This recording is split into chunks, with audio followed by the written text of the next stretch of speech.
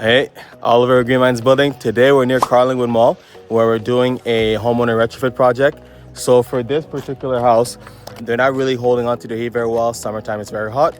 So what I recommend is that we remove the old insulation, seal up the attic as it's a bungalow, that's very important, and then put in new insulation. So we basically set up to start the removal process. I'll walk you through what the site looks like. All right, so this is the site. We have a dump trailer set up this way. We have a vacuum. We're gonna be filling those bags onto that dump trailer. And then we have our closed here. Blower. We had the vacuum and all the hose and that trailer earlier today. So now it's just running through the house. Being that it's a homeowner retrofit, there's a lot of prep work to be done. So we don't wanna, get insulation and fiberglass fibers all over the house. So this is the containment, basically blocking out the living spaces, and we create ourselves a little tunnel so we can go right through to get the work done. And then the actual attic. Oh, all right, so now we're in the attic. You can see all that white fiberglass insulation. Unfortunately, it's not doing its job, so it's gotta go. So we're gonna be sucking it all out, and then we're gonna be able to see all the penetrations in the attic floor, seal those up, upgrade the venting. You can see those eaves are actually open, so we'll be able to install baffles. And then we're gonna blow in new insulation, cellulose up to R60. So that's what the project looks like right now. We do a lot of these, so if you have a home and you're looking to make it more efficient, feel free to reach out. We can help you with that. All right, so removal is all done. And when we say comprehensive air sealing, this is what we mean. We need to remove all the old insulation to actually allow us to see all the gaps, the penetrations in the attic, cover up the light fixtures. We've done that all throughout the attic here. We've also put some markings down so we know how high to blow when we're doing the blow-in. You can kind of see what that looks like. We have baffles down. That bathroom fan is all sealed up. Of course, you could potentially map out the attic and just figure out where you have your light fixtures and you have your bathroom fan, but just consider the fact that before we did the removal, there was a bunch of loose insulation in here.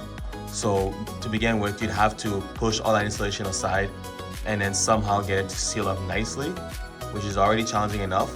But beyond just the light fixtures and the electrical fan for the bathroom, you have so many other points where it's actually leaking air. So I'll put the camera down and I'll climb into the attic and I'll show you some of the... So beyond the electrical fixtures, like your lighting fixtures, your bathroom fans, there's so many other points where it can be sealed up. So over here, I think that's a chimney vent that got sealed up.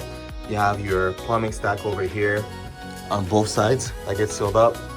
But beyond that, all those top plates have to be sealed up properly.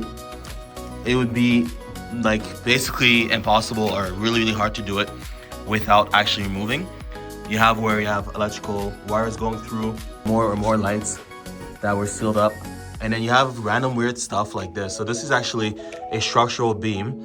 I believe that was installed when they opened up the kitchen, and from the inside you would have no way of knowing that that's there, but it was leaking a ton of air. And with tons of insulation in here and other spots that you would simply never know because it's hidden underneath the insulation, you can't truly provide comprehensive air sealing without a removal. So this is a project we're about to blow in. We've done the removal, we completed the air sealing, baffles are all installed, and that's what it looks like before we do the blow-in. So there's a lot of work that goes into these projects before we actually add more insulation. But this is actually what gets us great results and significantly improves air sealing for these homes. All right, so last but far from least, we air seal the attic access. So what you're seeing there is the attic cover that gets rigid foam. In addition, we put weather stripping along the hatch, so when we put the cover back in, it seals up nicely. Alright, so we have some after pictures. This is after the blow-in. Here we have R60 cellulose. With all the work that was done to this attic, this home is going to perform super well. We've actually been doing this process for the last 3 years, and with pre and post audits and countless anecdotes from my clients, we can say with confidence this is a proven solution for homeowners. So if you're a homeowner in Ottawa, around Ottawa, looking to make the home more efficient, we're Green Minds Building. We specialize in insulation and air sealing, and we'd be happy to say we can help you.